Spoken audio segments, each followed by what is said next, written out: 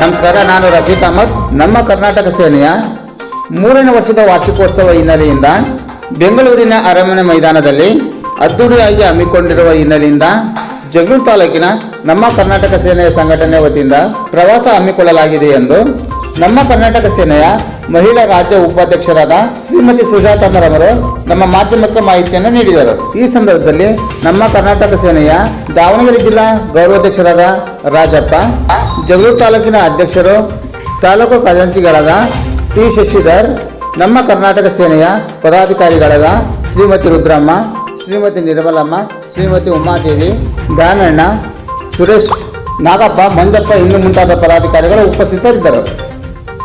ನಮಸ್ಕಾರ. ಇವತ್ತು ನಮ್ಮ ಬೆಂಗಳೂರು ಅರಮನೆ ಮೈದಾನದಲ್ಲಿ ನಮ್ಮ ಕರ್ನಾಟಕ ಸೈನ್ಯ 3ನೇ ವಾರ್ಷಿಕೋತ್ಸವ ಇರುವುದರಿಂದ ನಮ್ಮ ಜಗಳೂರು ತಾಲೂಕಿನ ಎಲ್ಲ ಪದಾಧಿಕಾರಿಗಳು ಹೊಂಟಿದ್ದೀವಿ. ನಮಸ್ಕಾರ ಎಲ್ಲರಿಗೂ. ನಮ್ಮ ಕರ್ನಾಟಕ ಸೈನ್ಯದಿಂದ ಬೆಂಗಳೂರಿನಲ್ಲಿ ಮೈದಾನದಲ್ಲಿ ಫಂಕ್ಷನ್ ಇದೆ ನಮ್ಮದು 3ನೇ ವಾರ್ಷಿಕೋತ್ಸವ.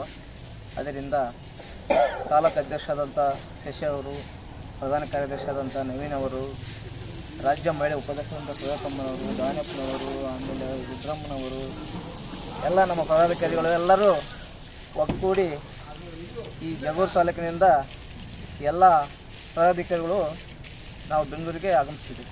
ಹೊಸ ಜನಾಂಗದವರಿಗೆ ಜಯ ಸಿಗಲಿ ಎಂದು.